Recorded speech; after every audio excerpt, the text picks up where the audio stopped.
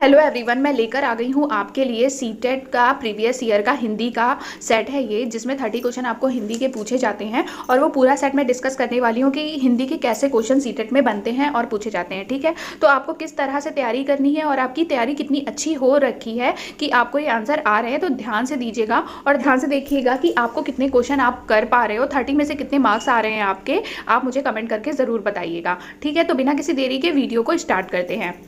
पूरी पाठ्यचर्या में 91 क्वेश्चन से देखेंगे। ठीक है, हम पूरी पाठ्यचर्या में डैश में भाषा की भूमिका को अनदेखा नहीं किया जा सकता। पूरी पाठ्यचर्या में किसकी भाषा की भूमिका को अनदेखा नहीं किया जा सकता? ज्ञान निर्माण, व्याकरण निर्माण, आकलन निर्माण या मूल्य निर्माण? तो ज्ञान निर्माण है ना, हमारा आंसर हो जाएगा ज्ञान निर्माण में भाषा की भूमिका को अनदेखा नहीं किया जा सकता। क्वेश्चन 2 देखते हैं। क्वेश्चन 2 है, प्राथमिक कक्षाओं के भाषा शिक्षक होने के नाते आपकी सर्वाधिक महत्वपूर्ण भूमिका है। अगर आप भाषा शिक्षक हो प्राथमिक कक्षा में, तो आपकी महत्वपूर्ण भूमिका क्या होगी? बच्चों को वाद विवाद के लिए तैयार करना, विद्यार्थियों को सर्वाधिक अंक प्राप्त करने के लिए तैयार करना, कक्षा में पाठ्य पुस्तक का अच्छी तरह से निर्वाह करना, बच्चों की भाषाई क्षमता के विकास के लिए तरह तरह के अवसर जुटाना। तो सबसे पहले ऑप्शन देखिए आप, है ना, वाद विवाद के लिए तैयार करना। ऐसा कुछ नहीं है कि हम उसको वाद विवाद के लिए ही तैयार करा रहे हैं। अंक कभी भी हम देने के लिए बच्चों को नहीं पढ़ाते हैं। पाठ्य पुस्तक का अच्छी तरह से निर्वाह करने के लिए क्या ये महत्वपूर्ण है? ऐसा तो है नहीं। तो महत्वपूर्ण ये है कि बच्चों की भाषाई क्षमता के विकास के लिए तरह तरह के अवसर जुटाना, ताकि उनका भाषाई विकास अच्छे से हो सके। ठीक है, 93 क्वेश्चन देख लेते हैं। दूसरी कक्षा में पढ़ने वाला रोहित हिंदी की कक्षा में अपनी मातृभाषा में बात करता है, तो आप क्या करेंगे? बाकी बच्चों से उसकी भाषा सीखने के लिए कहेंगे, उसे डांटेंगे कि वह कक्षा में मातृभाषा का प्रयोग ना करे, उसे बिल्कुल अनदेखा कर पढ़ाते रहेंगे, उसकी भाषा को समझने की कोशिश करेंगे। तो मैंने पहले भी बोला है कि बच्चा किसी भी बैकग्राउंड से आ रहा है, बच्चा कहीं से भी आ रहा है, और वो जो कुछ सीख कर आ रहा है, जैसा भी वो बोलता है, उसका हम क्या करेंगे? सम्मान करेंगे। और जैसे हम बच्चे को स्वीकारते हैं, उसे भी बच्चा जो लेकर आ रहा है उसे भी हम स्वीकारेंगे। ठीक है, तो बाकी बच्चों से उसकी भाषा सीखने के लिए कहेंगे ये नहीं है, उसे डांटेंगे भी नहीं, उसे अनदेखा भी नहीं करेंगे। हम क्या करेंगे? उसकी भाषा को समझने की कोशिश करेंगे। ठीक है, और क्वेश्चन है, पढ़ना सीखने के लिए कौन सा उपकौशल अनिवार्य नहीं है? अनिवार्य नहीं है। अगर कोई बच्चा पढ़ना सीखना चाहता है, तो कौन सा कौशल है जो अनिवार्य नहीं है? ठीक है, वर्णमाला याद करने का कौशल, अनुमान लगाने का कौशल, भाषा की संरचना की समझ या भावनात्मक संबंध? तो याद कराने का कौशल ही यहाँ पर क्या हो जाएगा? गलत हो जाएगा। हम कोई भी चीज थोप नहीं सकते, मतलब जबरदस्ती थोड़ी ना याद कराना है उसको। हम वर्णमाला का ऐसे प्रयोग कराना है बच्चों से कि उसको प्रयोग करते करते ही उसको आ जाए, है ना। तो ये तीनों ऑप्शन तो सही है, लेकिन यहाँ पे अनिवार्य नहीं है पूछा है, तो हमारा राइट आंसर क्या हो जाएगा? पहला, वर्णमाला याद कराने का कौशल जो है वो पढ़ना सिखाने के लिए अनिवार्य नहीं है। द्विभाषिक बच्चे डैश विकास, सामाजिक सहिष्णुता और डैश चिंतन में अपेक्षाकृत बेहतर होते हैं। दो भाषा बोलने वाले बच्चे किसमें बेहतर होते हैं? कौन से विकास? मतलब अगर जो बच्चा दो भाषा बोलता है वो क्या क्रिएटिव तो होगा ही ना, क्रिएटिव होगा कि नहीं होगा? तो क्या संज्ञानात्मक विकास, ठीक है, संज्ञानात्मक विकास, सामाजिक सहिष्णुता और सीमित चिंतन तो करेंगे नहीं, तो जो ऑप्शन 4 है वो तो होगा नहीं। विस्तृत चिंतन में संज्ञानात्मक विकास और विस्तृत चिंतन में अपेक्षाकृत बेहतर होते हैं, तो ऑप्शन पहला जो है वो राइट आंसर हो जाएगा। ठीक है, 96 क्वेश्चन देख लेते हैं। निम्नलिखित में से किसके अभाव में हम पढ़ नहीं सकते? किसके अभाव में हम पढ़ नहीं सकते? 12 खड़ी से परिचय से, वर्णमाला की क्रमबद्धता का ज्ञान, संयुक्त अक्षरों की पहचान या लिपि से परिचय? तो हम किसके अभाव में नहीं पढ़ सकते? हम लिपि से परिचय के अभाव में नहीं पढ़ सकते। तो 96 का फोर्थ ऑप्शन राइट आंसर हो जाएगा। ठीक है, 97 क्वेश्चन देख लेते हैं। भाषा और विचार के संबंधों की चर्चा में अग्रणी है स्किनर, चॉम्स्की, वाइगोत्स्की या पियाजे? तो इसका राइट आंसर क्या हो जाएगा? भाषा और विचार के संबंधों की चर्चा में अग्रणी है। कौन अग्रणी है? तो इसका आंसर हो जाएगा ऑप्शन नंबर 3, वाइगोत्स्की। ठीक है, 98 क्वेश्चन देख लेते हैं। सिद्धार्थ की मां ने अपने परिवार के सदस्यों से अनुरोध किया कि वे घर में एक ही भाषा का प्रयोग करें जिससे कि सिद्धार्थ का भाषाई विकास ठीक से हो सके।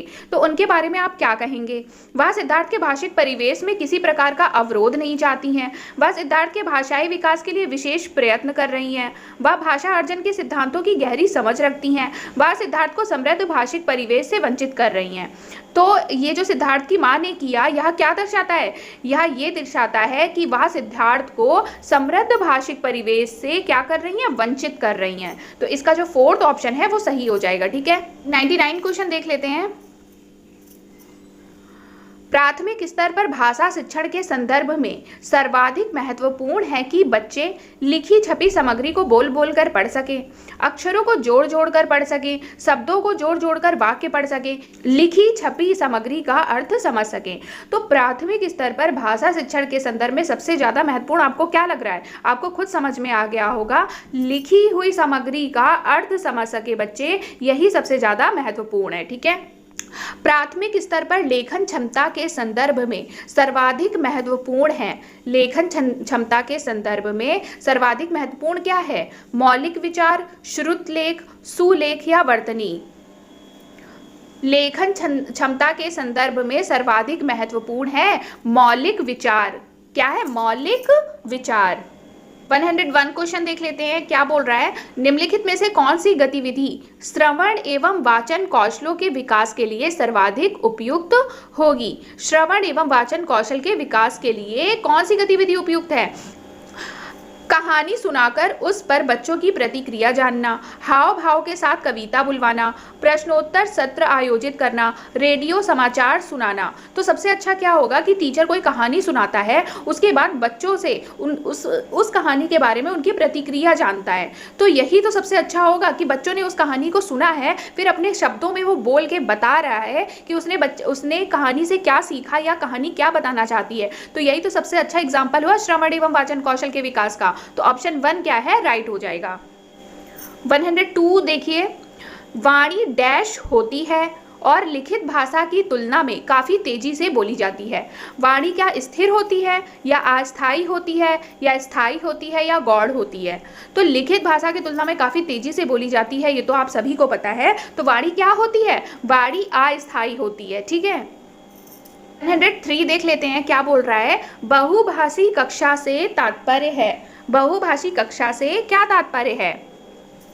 जिस कक्षा में प्रत्येक बच्चे के घर के बोली जाने वाली भाषा को सम्मान दिया जाता हो, जहां बहुत सी भाषाओं का अध्यापन किया जाता है, जिस कक्षा के शिक्षक शिक्षिका 2 या 2 से अधिक भाषाएं पढ़ लिख सकते हों, जिस कक्षा में कम से कम 2 भाषाओं में पाठ्य पुस्तक उपलब्ध हो। तो बहुभाषी कक्षा ये होती है कि जिस कक्षा में प्रत्येक बच्चे के घर की बोली जाने वाली भाषा को सम्मान दिया जाता है। ठीक है, बोली जाने वाली जो बोली होती है, जो घर की बोली होती है, उसको सम्मान दिया जाता है जिस कक्षा में, उसी को बहुभाषी बोलते हैं, बहुभाषी कक्षा बोलते हैं। ठीक है, 104 क्वेश्चन देख लेते हैं। संज्ञान के स्तर पर विकसित डैश अन्य भाषाओं में आसानी से अनुदित होती रहती है। संज्ञान के स्तर पर विकसित डैश अन्य भाषाओं में आसानी से अनुदित होती रहती है। क्या? व्याकरण क्षमता, तर्क क्षमता, भाषा क्षमता या ज्ञान क्षमता। मतलब कि कोई एक लैंग्वेज है जो अन्य भाषाओं में आराम से क्या होता है, उसका अनुवाद हो जाता है और फिर वो उसी भाषा में, उसी लैंग्वेज में वो ढल जाती है। ठीक है, तो ये क्या होता है? ये होती है भाषा क्षमता। ठीक है, क्वेश्चन देख लेते हैं। 105 क्वेश्चन है, भाषा शिक्षण को डैश संदर्भ में रख कर देखने की आवश्यकता है। सांस्कृतिक संदर्भ में, नैतिक संदर्भ में या बहुभाषिक में या आर्थिक में। तो सबसे अच्छा एग्जाम्पल क्या है? भाषा शिक्षण को बहुभाषी संदर्भ में रखकर देखने की आवश्यकता है। ठीक है, अब यहाँ पर आ गया है आपका 106 क्वेश्चन से, यहाँ पर क्या है? यहाँ पर है पैसेज आ गया है। ठीक है, और इसके नीचे 106 से लेकर 114 तक क्या है? क्वेश्चंस दिए हुए हैं। तो हम यहाँ पर अभी पैसेज नहीं पढ़ेंगे, हम डायरेक्ट जाएंगे क्वेश्चन पर। ठीक है, क्वेश्चन क्या है, उन उद्योगों को लघु उद्योग कहा जाता है, ठीक है। और दूसरा क्वेश्चन क्या पूछा है, मशीनीकरण से तात्पर्य है। तो अब हम जाएंगे पैसेज पर। तो पहला क्वेश्चन आपने देख लिया, उन उद्योगों को लघु उद्योग कहा जाता है और मशीनीकरण से क्या तात्पर्य है। तो यहाँ जाते हैं, लघु उद्योग उन उद्योगों को कहा जाता है जिनके समारंभ एवं आयोजन के लिए भारी भरकम साधनों की आवश्यकता नहीं पड़ती, वे थोड़े से स्थान पर थोड़ी पूंजी और अल्प साधनों से ही आरंभ किए जा सकते हैं।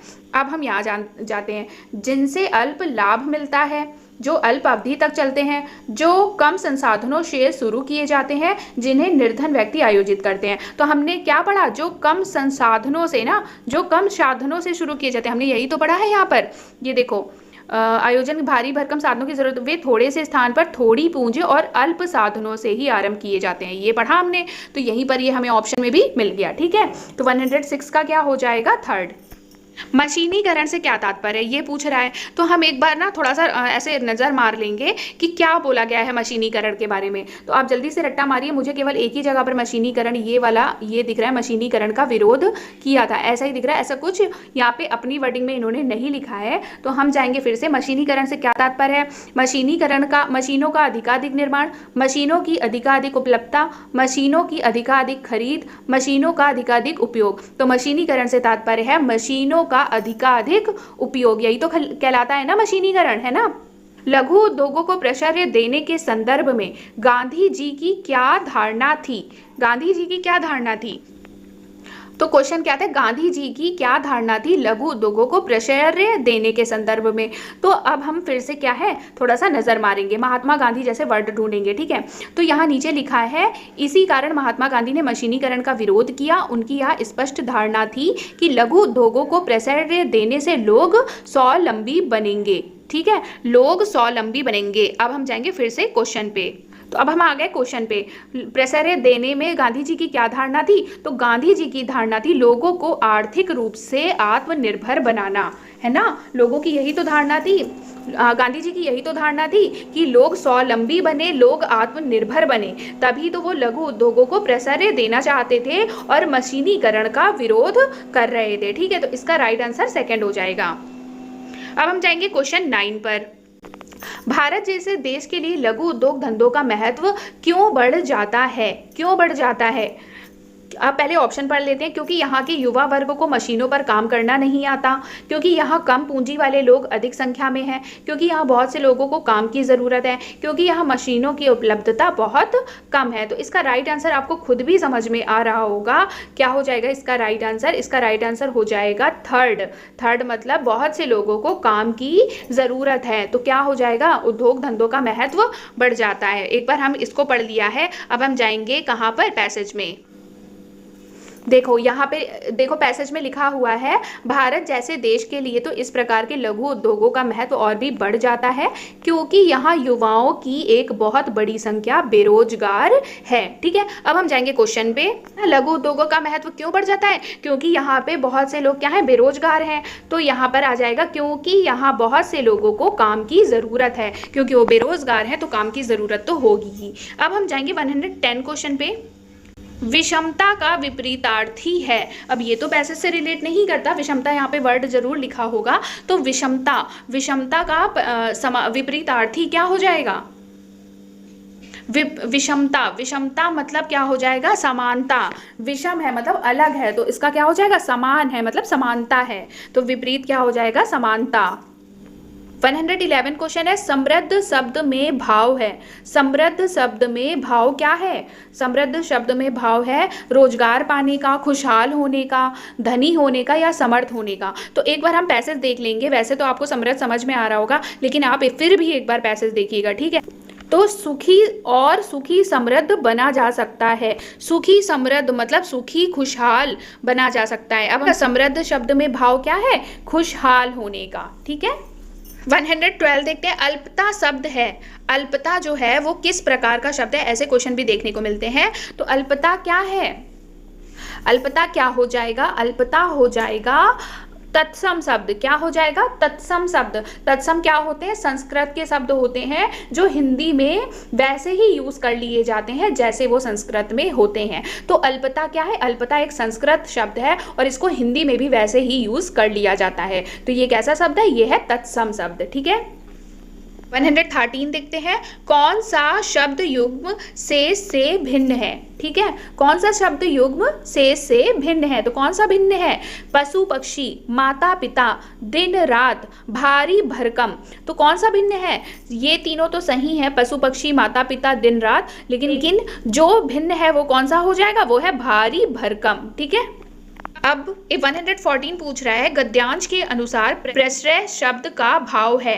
क्या है भाव? अनुमोदन करना, स्वीकृति देना, संरक्षण देना या नियुक्ति करना। तो एक बार फिर से आप गद्यांश में जाके प्रश्रय शब्द देखोगे। ठीक है, तो प्रश्रय कहाँ लिखा था कि उनकी यह स्पष्ट धारणा थी कि लघु उद्योगों को प्रश्रय देने से लोग स्वावलंबी बनेंगे। लघु उद्योगों को प्रश्रय देने से मतलब एक तरह से क्या दिया जा रहा है? उसको संरक्षण दिया जा रहा है ना। उद्योगों को प्रश्रय देने से लोग स्वावलंबी बनेंगे। तो प्रश्रय का अर्थ क्या हो जाएगा? अभी हम ऑप्शन देख लेते हैं।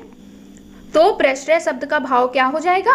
संरक्षण देना। ठीक है, संरक्षण देना हो जाएगा। अब हम आते हैं 115 क्वेश्चन पे, जो कि क्या है? पद्यांश है और इसको पढ़ के हमें नीचे के आंसर देने हैं। ठीक है, तो सेम वही करेंगे हम। पहले हम क्वेश्चन पढ़ते हैं।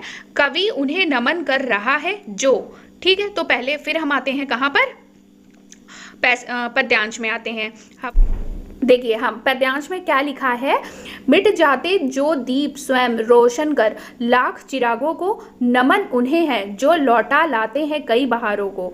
तो नमन वो उसे कर रहा है जो मिट जाते हैं जो दीप स्वयं रोशन कर लाख चिरागों को, मतलब दूसरों को प्रेरणा देकर जो खुद मर जाते हैं, जो खुद मिट जाते हैं। ठीक है, तो हमारा जो कवि है, कवि किसे नमन कर रहा है? दूसरों को प्रेरणा देकर जो मरते हैं, कवि उन्हें क्या कर रहा है? नमन कर रहा है। तो 115 का फोर्थ ऑप्शन सही हो जाएगा। कविता में बैसाखी का भावार्थ है। बैसाखी कहाँ लिखा है वो भी देख लेते हैं। कवि चल बैसाखी से लेते हैं। ठीक है, चल बैसाखी से लेते हैं मतलब कि क्या कर रहे हैं? वो सहारा दे रहे हैं ना। चल बैसाखी से लेते हैं, बैसाखी से क्या करते हैं? सहारा ही तो देते हैं। तो ये सहारा हो जाएगा इसका अर्थ। 17 क्वेश्चन में पानी पी प्यास बुझाना आसा है में अलंकार है। में कौन सा अलंकार है? वो आपने अलंकार पढ़े होंगे, जैसे होता है ना कहीं पर वर्ण की आवृत्ति बार बार हो रही है तो वहाँ पे कौन सा अलंकार होता है? वहाँ पे अनुप्रास अलंकार होता है। तो यहाँ पे पा वर्ण की आवृत्ति, पा, पानी, पी, प्यास, तो ये पा की आवृत्ति बार बार हो रही है तो ये क्या हो जाएगा? अनुप्रास अलंकार हो जाएगा। ठीक है, 118 क्वेश्चन है। समाज उन्हें सदा सम्मानित करता है जो। ये अभी पद्यांश ही चल रहा है। ठीक है, समाज उन्हें सदा सम्मानित करता है जो अपने कामों से सबका हित करते हैं, सदियों तक पूजे जाते हैं, नित्य नए कुएं खोदते हैं, प्यासे को पानी पिलाते हैं। तो एक बार फिर से हम जाएंगे कहाँ? पद्यांश में। क्या है? नित्य नए कुएं खोदकर जो सबकी प्यास बुझाते हैं वही लोग हैं जो सदियों तक जग में पूजे जाते हैं। ठीक है, मतलब क्या है? वो नए कुएं खोद रहे हैं और सबकी प्यास बुझा रहे हैं, मतलब वो काम कर रहे हैं और सबका भला कर रहे हैं, है ना। तो यहाँ पर जो क्वेश्चन है उसमें क्या? सदा सम्मानित करता है, जो अपने कामों से सबका हित करते हैं। ये होगा ऑप्शन सही। ठीक है, जो अपने कामों से सबका हित करते हैं। तो 118 का हो जाएगा पहला। 119 देख लेते हैं। कवि के अनुसार उनका जीवन आसान नहीं है। किनका जीवन आसान नहीं है? बोल रहे हैं बैसाखी के सहारे चलते हैं, परिश्रम से बीती बहारों को लौटा लाते हैं, स्वयं अपने ही लिए साधन जुटाते हैं, लोगों के सामने हाथ फैलाते हैं। तो ऑप्शन कौन सा सही होगा? ऑप्शन नंबर 2, परिश्रम से बीती बहारों को भी लौटा लाते हैं, उनका जीवन आसान नहीं है, ऐसा बोल रहे हैं कवि। ठीक है, 120 क्वेश्चन है। नौसिखिया है। नौसिखिया क्या होता है? जो नया सीखने वाला होता है, वही तो होता है ना नौसिखिया। तो क्या हो जाएगा? थर्ड जो है ऑप्शन वो सही हो जाएगा, नया सीखने वाला। ये थे हिंदी के 30 क्वेश्चन। उम्मीद है वीडियो आपको समझ में आ गई होगी और यही ऐसा ही सेट पूरा ऐसा ही सेट देखने को मिलता है सीटेट का।